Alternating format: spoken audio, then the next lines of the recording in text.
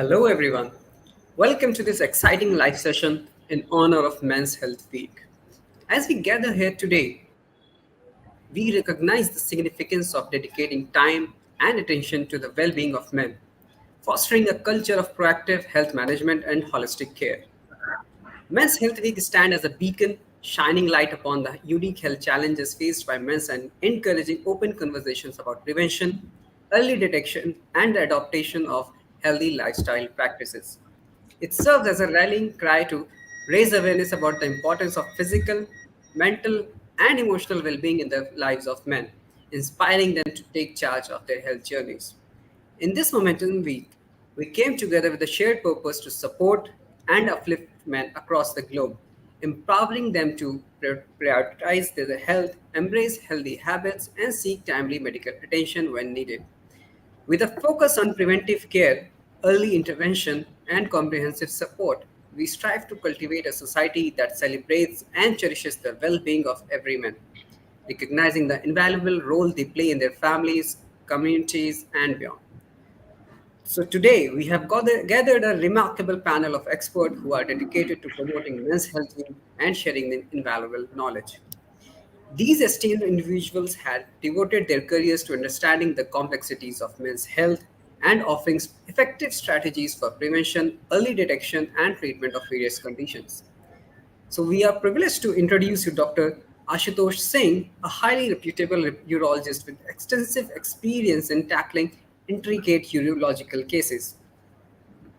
Driven by his passion for innovation and excellence, Dr. Singh has made significant contributions to the field of urology, particularly in areas such as endourology, prostate, and stone disease.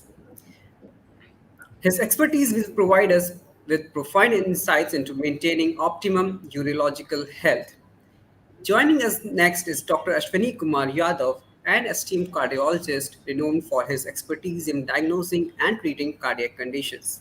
With his extensive knowledge in the field of cardiology and a keen focus on patient centric care, Dr. Yadav has helped countless individuals overcome complex cardiovascular challenges. His valuable insights will guide us through nurturing heart health and adopting preventive measures for a healthier future.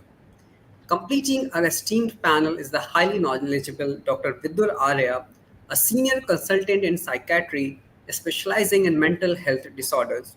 Dr. Arya's unwavering commitment to the well being of an individual facing mental health challenges has made him a beacon of hope. Through his expertise in psychosexual disorders, sleep disturbance, addiction, and various other conditions, Dr. Arya will enlighten us on the importance of mental health and provide practical strategies to promote mental well being. Today, our panelists represent a collective force of expertise and compassion poised to address the multifaceted dimension of men's health. By harnessing their wisdom and insights, we can equip ourselves with the tools needed to lead healthier and more fulfilling life. So let's make this Men's Health Week be a catalyst for positive change, inspiring men everywhere to embrace a life of vitality, strength, and well-being. So, in this regard, my first question to Dr. Ashutosh. So, what are the most common urological issues that men face, and how do they impact overall health and well-being? Most commonly in day-to-day practice, we deal with the patient with lower urinary tract symptoms. Can you hear me? Hello? Yes, sir. Perfectly fine. Yes, yes. Yeah.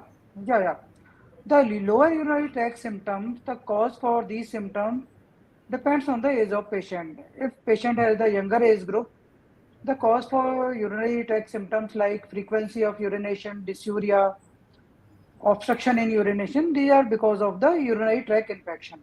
Or sometimes this infection may go into the prostate, that is called prostatitis, acute prostatitis or chronic prostatitis. Similarly, in the patient of age group above 50 years, the prostate starts enlarging and that causes symptoms in the patient. Symptoms may be obstruction in urination, frequency and urgency of urination, and sometimes blood in the urine.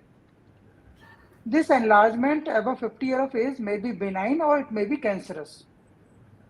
Depending on the symptoms and other investigation, we evaluate the patient so that we can diagnose the patient at early stage and so that we can give a curative treatment to the patient. Therefore, it means the lower urinary tract symptoms are the commonest symptom in the patient, all the patient. And next is the stone disease. Stone can be in the kidney, it can be in the urethra, urinary bladder. The stone disease is also very common in the India. And these patients usually present with the pain in the abdomen, blood in the urine, and sometimes associated with the urosepsis, which is because of any infection in the kidney or urinary tract. These are the some common symptoms in the urologic patients. Thank you, sir. So moving on to the next question with Dr. Ashwini. Sorry. So, what are the warning signs of a heart attack in men, and how does early detection and intervention contribute to their better outcomes? Yes. Most common cardiac symptoms in basically acute chest pain symptoms is chest pain symptoms, and this chest pain it is typical, and patients might not be complaining initially of the chest pain. There might be some overwhelming pressure in the chest, slight pain that might radiate to the jaw, back, and maybe to the upper this arm, left arm preferably. So chest pain is the most common symptoms. Second is the syncope. Patients might complain of transient loss of consciousness. Second symptoms may be syncope. Then is the palpitation, and this is the dyspnea, fatigue. That is, these are also very common symptoms. The warning symptoms, besides these five symptoms, these are the hallmarks of the cardiac and coronary symptoms. The warning signs in these symptoms is severe chest pain at the onset with sweating, excessive profuse sweating. That is a very warning signs of heart symptoms. Second is the if the patients have these symptoms associated with syncope, that is loss of consciousness, this might indicate massive MI or sometimes the heart block and arrhythmia, that is ventricular arrhythmia, that might be because of the massive heart attack. So these are the warning symptoms. Third is breathlessness. Initially, patients might this leads complaints of the mild dyspnea, that is dyspnea or breathlessness while on walking upstairs only. But later, it gradually it progresses to the advanced stage. Sudden onset of this breathlessness, that is a very warning, alarming signs that indicates some sort of severe heart disease. So, if these symptoms are there, then immediately uh, this patient should undergo thorough investigations for the rule out the cardiac disease, particularly the coronary artery disease, that is the heart attack symptoms. Thank you, sir. So, Dr. Viddur, sir, how does societal and cultural expectations of masculinity impact men's mental health, and what are the unique challenges they face in seeking help? Firstly, the societal and cultural expectations of masculinity was a very significant impact on mental health. See, in the society, the men are considered as strong and independent, but men also do have emotions. They can also feel depressed. They can also feel anxious at times, and they men also need help for mental health issues. But there is certain stigma in our society, certain stigma around mental health, which prevent the patients or persons to go to a mental health professional or a psychiatrist. And the other problem is there that there is lack of awareness. Then patients are if the patient is feeling depressed, if he feeling anxiety or having some substance abuse problems, they do not know where to go. They do not know if they have to seek a mental health professional or not.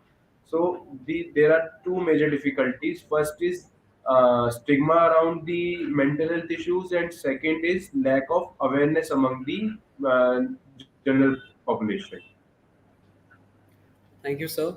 So, Dr. Ashutosh, so how does Yeah. aging affects men's urinary and reproductive health, and what are some proactive measures they can take to maintain optimal functions? Yeah, age affects significantly. Even if we are talking about the sexual health of the male, or we are talking about the reproductive system or other urinary systems. As with increase in age, there are certain hormonal changes in the body. And after 45, 50 year of age, because of enlargement in the prostate, because of reduction in the level of the testosterone, there are certain symptoms. We call that andropause. After 50, 60 year of age, when level of testosterone reduces in the body, it creates certain symptoms. Like patient develop sexual dysfunctions, patient develop lethargy, some mental slowing. These are the symptom of andropause. There are certain urinary tract symptoms also. The patient, there is increase in the frequency for urination. There is nocturia, means more of the frequency at time of the night.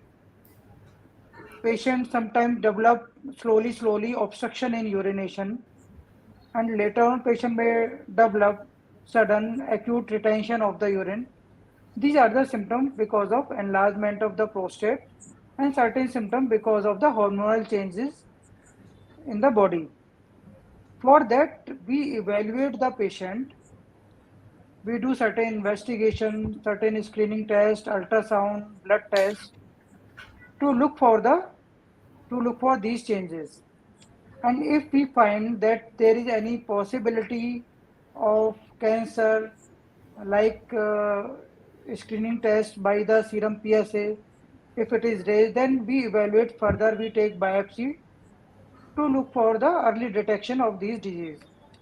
Similarly, the terminology andropause. Andropause means it is similar to the menopause in the females.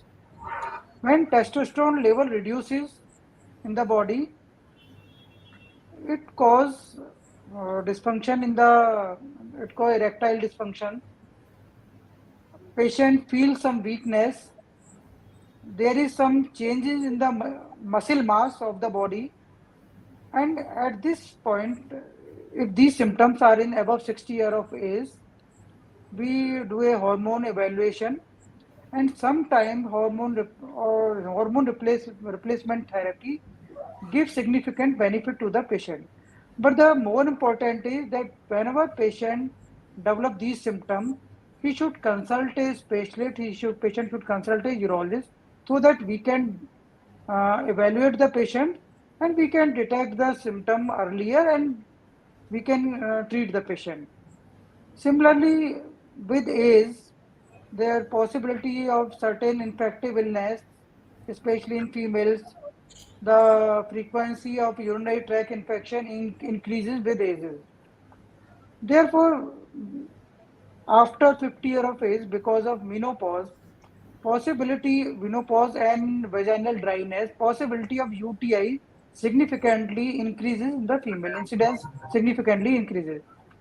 Therefore, with ages, we have to be more careful about these diseases. Therefore, I will suggest if a patient after 50 years of age develop any frequency of urination, burning urination, any symptom related to the urine, they should consult the clinician for further evaluation. Thank you, sir. So, Dr. Ashwani, so recently there are multiple cases of heart attack in young individuals, which are quite alarming. And what test I should go for to check heart disease at the age of 35 plus? Yes. Uh, Previously, this heart disease, basically the heart attack, it seems to be the disease of around 50s and 60s. But nowadays, we have observed that many young patients, they presenting with acute MI. And similarly, besides the acute MI, other comorbidity, they are also very common, like hypertension, diabetes. They are also presenting at a very early stages. So the presentation being at early stage, there are various causes. The most important causes, it might be some genetic causes, like there is some genetic makeup which can change to the increased susceptibility to this deposition of cholesterol in the arteries. Second is the lifestyle changes, because nowadays the young this candidates, they are having more of this some bad habits, like smoking level is definitely increased in the younger populations. Stress level because of my maybe some job related and other household related. So job stress level, it is increased in the younger patients. Third is the isolated, that is the nuclear family. So this might be leads to the stress level, increased stress level in younger patients. That leads to the some hormonal changes like increased some hormones, which leads to like cortisol level that was also increased. It indirectly increases the level of this cholesterol, LDL, HDL cholesterol. Also leads to the uncontrolled diabetes. Also these hormone level changes, and these young patients, they are also more prone to arrhythmias like ventricular tachycardia and all these are more common nowadays in younger patients because of the increased baseline neurohormonal levels due to the stress related. And definitely there are sedentary lifestyles because young this persons, they are busy in their jobs and some other activities, so they got less time for their health.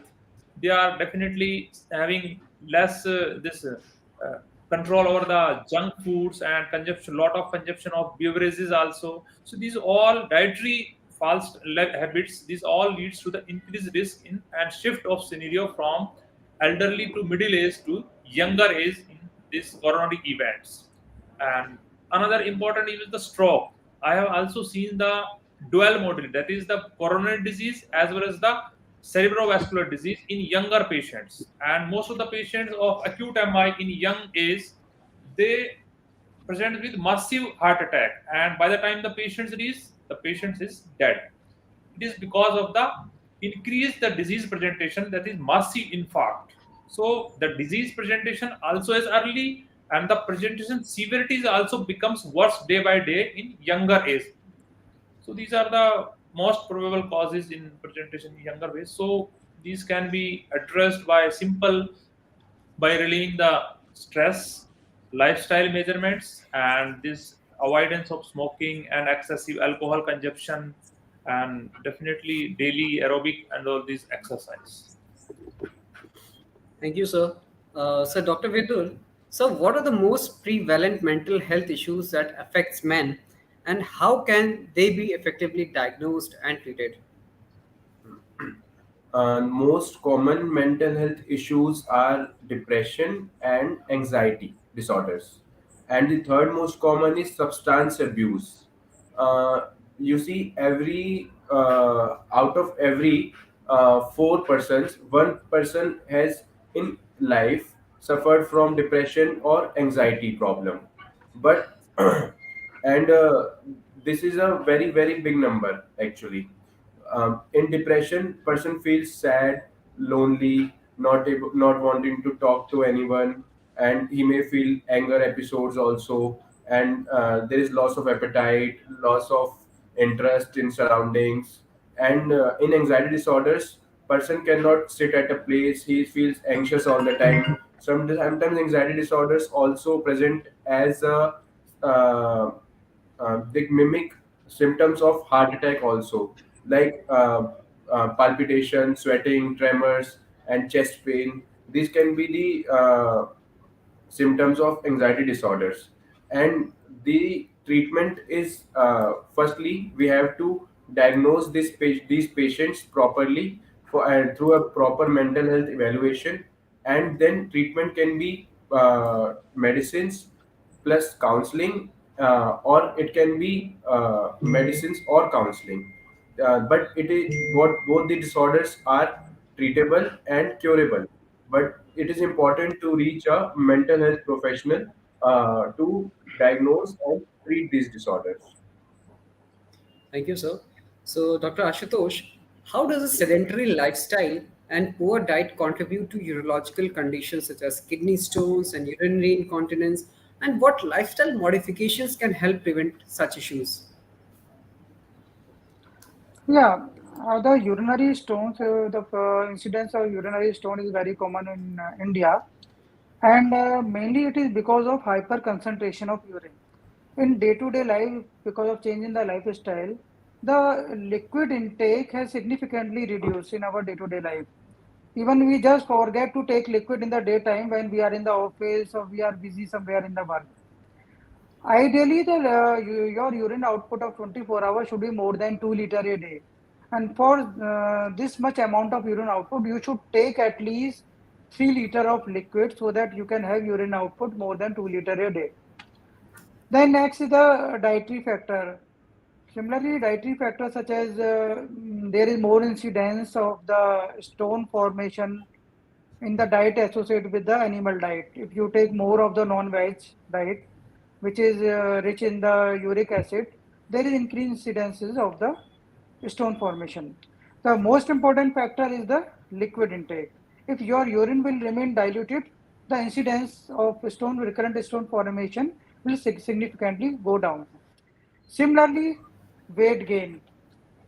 If we see the lower urinary tract symptom like stress incontinence or urine urge incontinence, especially in the females, we have seen that females who are more obese, they have more tendency for urgency, overactive bladder, stress incontinence.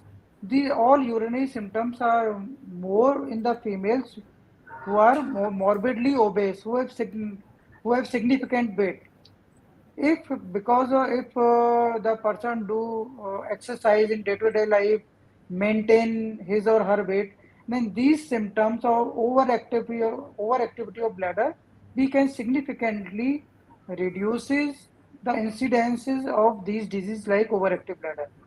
Therefore, change in the lifestyle is very important, especially in the stone disease, in which dietary factor also has a also play a great role in controlling the recurrent stone formation and urinary symptoms. This overactive bladder or these patients, it is not because of infection, it is because of overactivity of the bladder muscle. Therefore, if your pelvic muscles are strong, your weight is less, then you will have significantly reduction of these symptoms. And we advise to take less amount of caffeine and tea if you have the urinary symptom, because they are these caffeine and tea, they cause diuresis and they can increase the incidence of urgency and frequency and nocturia. Therefore, dietary factor and lifestyle play a role in controlling of these urinary symptoms. Thank you, sir. So, moving on to Dr. Ashwani. Sir, what role does physical activity play in maintaining a healthy heart? And what are some practical recommendations for incorporating exercise into men's daily routine? Yes. Physical activity basically plays very important role in day-to-day life. Besides the cardiac disease, is almost plays in every system of our body. Like if there is a less physical activity, so our blood gets less circulated and the speed of blood will be less. So there is slight sluggish flow leads to the deposition of these lipids inside the arteries. If the pressure is enough, so it causes strain and repellent of actions by this get less deposits. So physical activity improves the stamina, that is the respiratory exercise also improves the breathlessness. Then is the physical activity is aerobic exercise. It leads to the decrease in the oxidative stress, because almost all disease, they are due to the increase in the oxidative stress level in our body. That leads to the intermediates by the these free radical injuries, and also there are certain hormonal changes in our body that directly or indirectly affects the blood vessels and heart. So the aerobic exercise, it causes this relief of these neurotransmitters and decrease the oxidative stress. The recommendations for exercise is that American Heart Association is recommends about 150 minutes of exercise, that is moderate intensity exercise in a week, that is 30 minutes per day, 5 days in a week, daily 30 minutes per day, moderate intensity. If it is severe intensity, then it is recommended about 75 minutes exercise in a week of severe intensity. So 150 minutes, that is in a week moderate, and 75 minutes in a week severe intensity exercise.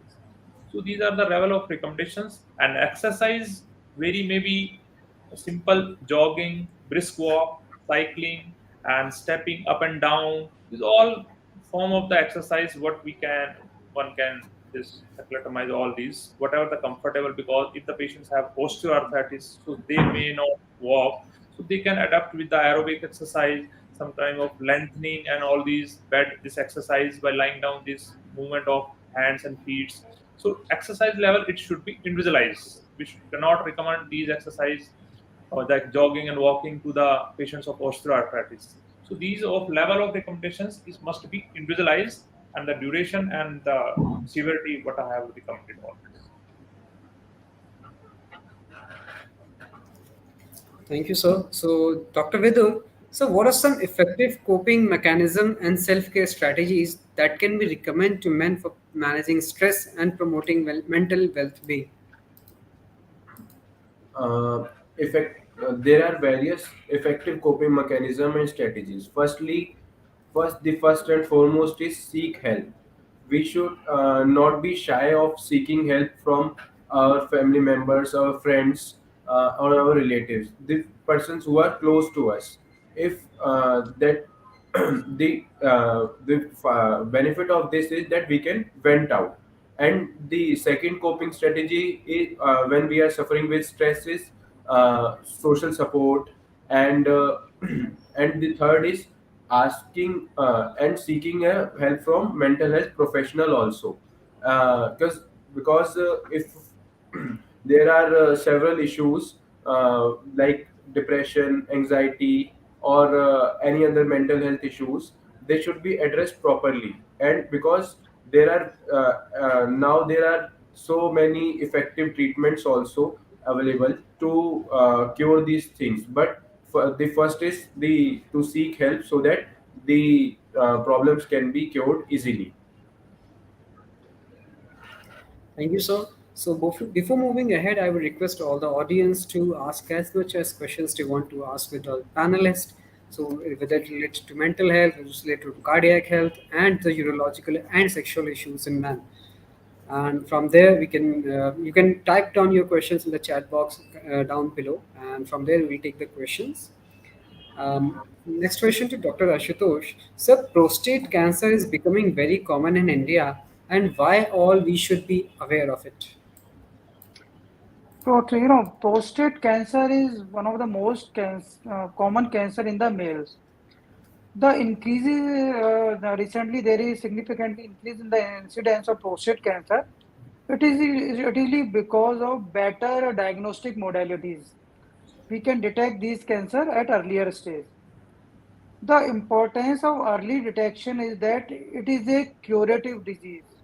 If we detect prostate cancer at earlier stage, we can completely cure the disease. Even if we detect it in stage 3 or stage 4 cases, we can significantly increase the lifespan of the patient. We can significantly increase the survival of patient by our treatment. Therefore, for early detection, we do certain screening tests like serum PSA and digital rectal examination after 50 years of age. If there is any abnormality, PSA is raised more than 4, or there is some nodule on DRE, then we further evaluate the patient to look for any possibility of cancer prostate. And we detect it in earlier stage, in stage 1. In stage 1, we can do the radical prostatectomy, or we can give the radiotherapy. Depending on the stages, the treatment is given to the patient. But in initial stage, we can completely cure the disease. Even if disease has spread to other organs in stage 3 or stage 4 disease, if we give hormonal treatment or other treatment to the patient, we can give a benefit of significant survival to the patient.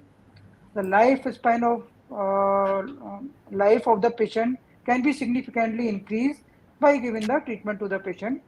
Therefore, awareness for the cancer prostate is very important in general public, because it is a very common cancer. After 80 year of age, if we do biopsy in the all patients, then around 30-40% of the patient may have the cancer prostate. Therefore, the screening of this cancer is very important. after 50 year of age, as we recommend, every male should have the serum PSA once in a year, and he should have examination of the prostate by the urologist at least once in a year to look for early detection of any possibility of these cancers. That's why I will suggest if any person who is above 50 year of age, symptom of frequency, urgency, any blood in the urine, they should consult the urologist so that we can do a DRE, we can examine the posture of the patient. If there is any nodule or any raise in the PSA, we can detect the cancer in earlier stage.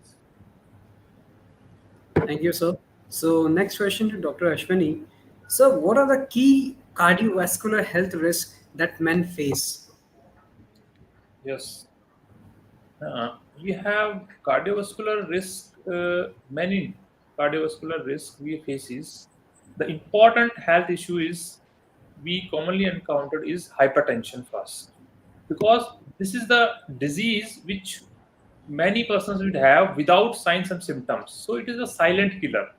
So it is an important cardiovascular because at a time the patient is having hypertension first detected, it might not cause any symptoms and any worried these things.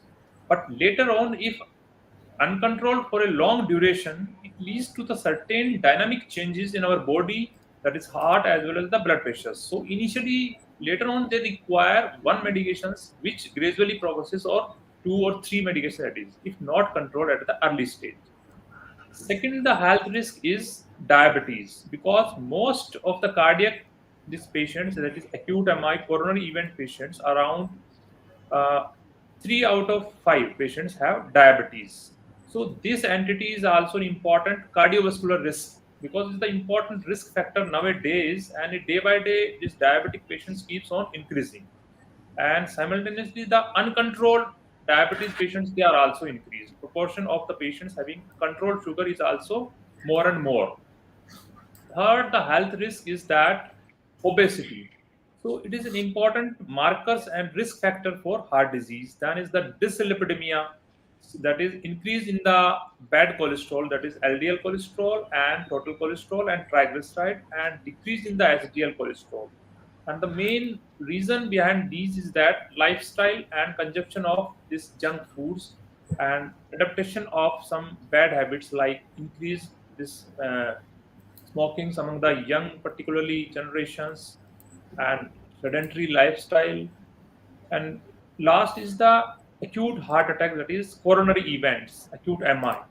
So this is the main chunk of this cardiovascular disease nowadays, which ultimately leads to the mortality as well as the morbidity. Because if this illness is not addressed at a right issue, at a right time, if acute MI patients not this get early interventions, so it might be leads to the some fatal complications later in the life. Like if the MI patients didn't get this angiography and angioplasty at a right time, so it leads to the permanent infarct of the heart. That is the affected arteries. So later on, it leads to the decreased pumping power of the heart. So it is another risk, that is cardiac health risk. This among the MI patients that later on life ultimately leads to the heart failure symptoms and repeated admissions. So this is one of the most important for the repeated admission in this heart attack patients because of the heart failure, and that's only because of the late presentation and delayed treatment of the acute MI patients. So early intervention is very important. Then is the second important risk factor is the arrhythmia, that is ventricular increase in the heart rate. So that is also leads to the sudden cardiac death because most of the patients presentation in emergency which comes with the sudden death at the home. Patients, attendant relatives, they complain that he was initially at the normal and suddenly he collapses and we just came. So in those patients, the event is most likely the undetected coronary artery disease, which leads to this fatal arrhythmia. So nowadays, this is also an important health risk. And of course, all these cardiac disease, they ultimately increase the mental as well as the physical and social stress also. So these are the important health this risk in, particularly in the young male patients nowadays, which we commonly encounter. Thank you, sir. So, moving on to the last question that I have with Dr. Viddur. Sir, how can, as we healthcare providers and society as a whole, work together to encourage more open discussion about emotional well-being of a man? There are several ways in which we as a healthcare provider and society work together to encourage more open discussions. First is normalize the conversation. As a healthcare provider and society, we should make such environment that we can normalize the discussion regarding the that we can talk openly and on by honestly about our mental health issues.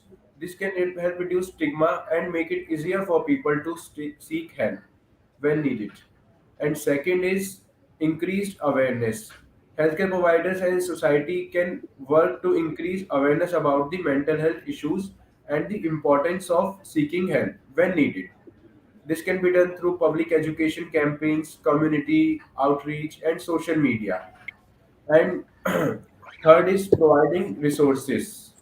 Like we can help people who are struggling with mental health issues uh, by easily making easy accessibility to the mental health services for them. And for this encourage self-care. We can encourage activities such as exercise, mindfulness, and social connections also. And the last but not the least is foster a supportive environment.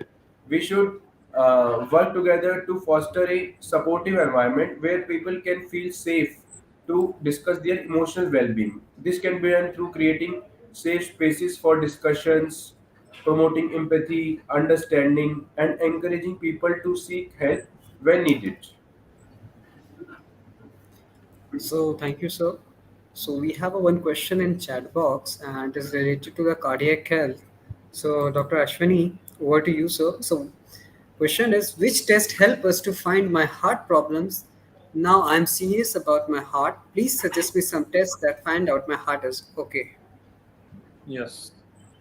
Uh, for the heart ailments to rule out, particularly in the young generations around 20s, 30s. So the important is not the value of the test. It is important to consult the doctors also, because the identification of risk factor, then we can guide the test. Like, check your blood pressure. If it is low and high, then recommendations according to that. Check your blood sugar, thyroid level. So the health package should include the basic 5 or 6 tests. The first test is hemoglobin, because most of the patients, they missed and they got report that all these, but hemoglobin was not there, and the cause of dyspnea is anemia.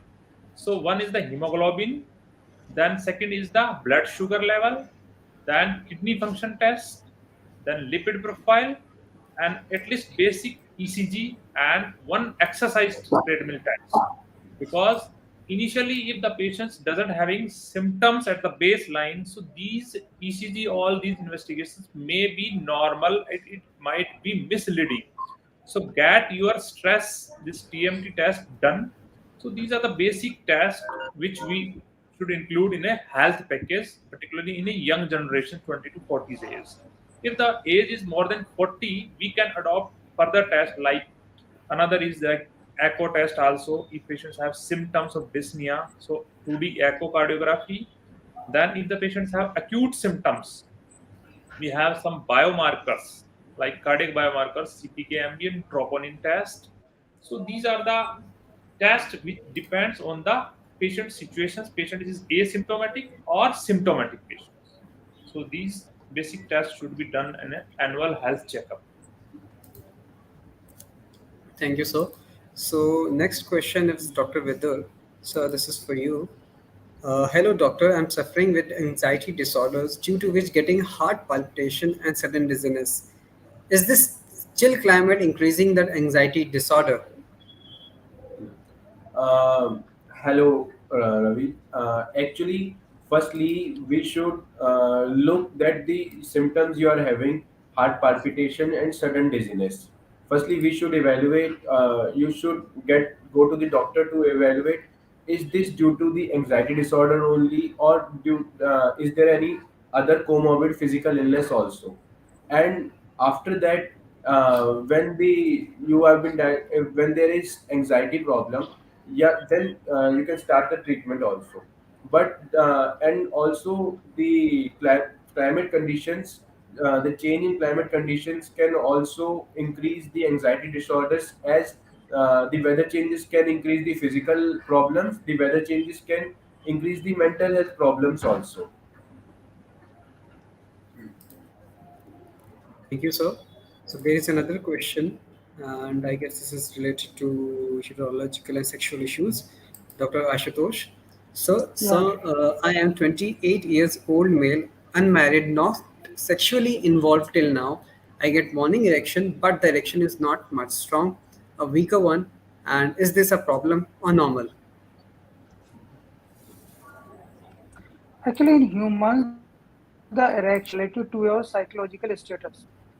You will get good erection only when you will get a good excitation.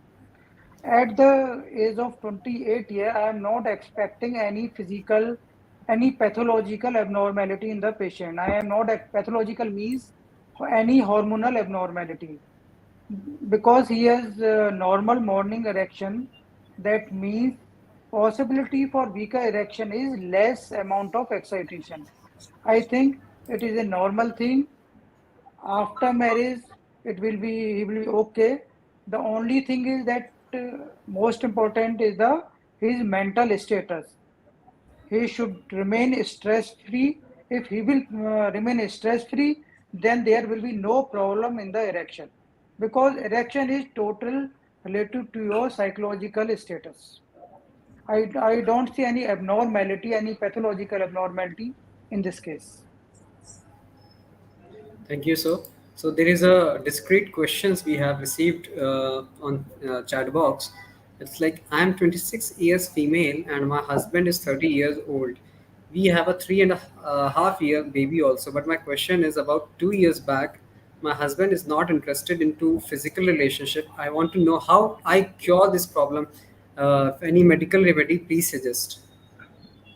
Yeah, as I have told that if patient is not interested in making physical relationship, means uh, either there is some erectile issue or there is some issue in the libido. Libido means desire of sex.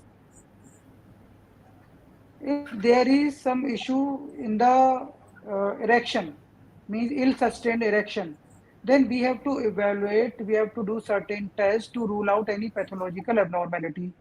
Like we advise serum testosterone to look for hormonal status. We advise blood sugar to look for diabetes. We advise lipid profile. There are certain tests we rule out any pathological abnormality.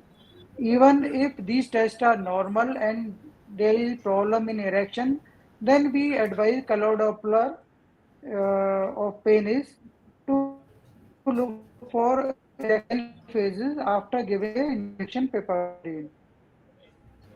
If there is problem in the libido, means erection is okay, but there is loss of desire for the sex. In that case, possibility is that patient has psychosexual disorder.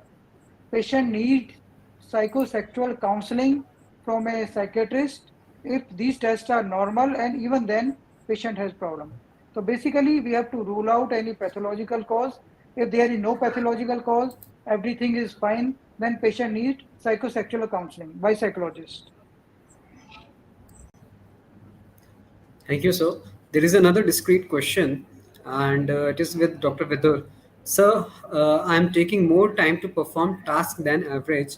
Even most of the time, I can't hold a conversation. Every time I have to think before doing anything. I'm usually taking more time to understand silly problems. People around me have issues that I am always absent mentally or living in different world. Even I usually slip easily in tension. I can't remember name of places or took more time to remember name of people around me and always missing turns or exits. Every time I have to face embarrassments in public, I used to be topper during my school days. All these things affects badly to my career and social life. I can't explain simple things and almost all times full of confusion. Is there any way to outcome out of these?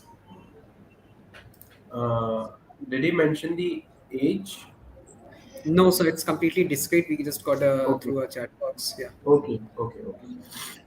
See, if you are a young adult, then there are high possibilities then you may be suffering from a mental health issue, and the symptoms you are telling, these symptoms may be of a depressive illness, and these are the cognitive symptoms which can be diagnosed and treated effectively uh, with the medicines and counseling sessions. And if the problem is in the if the same problem occurs in the adulthood or in older patients, then we have to evaluate for the organicity also. That depends on the age and clinical history, and I think you should visit a mental health professional, preferably psychiatrist, to rule out the issues. Thank you, sir. So the last question that we have got on our inbox is there any treatment for erectile dysfunction? Will it be treated with medicine or needs any treatment? What kind of diet should be taken? Yeah, there is complete curative treatment available for the erectile dysfunction, but treatment depends on the cause of the disease. Whether he is a young patient, he is an old patient. In young patient, the cause of erectile dysfunction is used to be psychological stress. In these patients, we give certain medicine to improve the erection, and by medicine, patient get good erection, and he become more confident. And slowly, requirement of medicine comes down, and then subsequently, after having good erection, after developing confidence, usually there used to be no requirement of medicine after that. But the if patient age is above 50 years, means there is possibility of pathological erectile dysfunction. Then first we see the hormonal status of patient. If there is some hormonal abnormality, testosterone level is low, then we give the hormone supplementation. By that, there is significant improvement in the erectile function. Or we give certain medicines which increases the blood flow of the penile area, and that significantly improve the erectile part of the patient. And even in fact, medical science, our medical science has now so advanced that even in refractory cases, when there is no erection even on medication, there is no erection even on injections, there is certain vasculogenic erectile dysfunction, blood flow is not good to the penis. In that case, at last, we can use penile implants.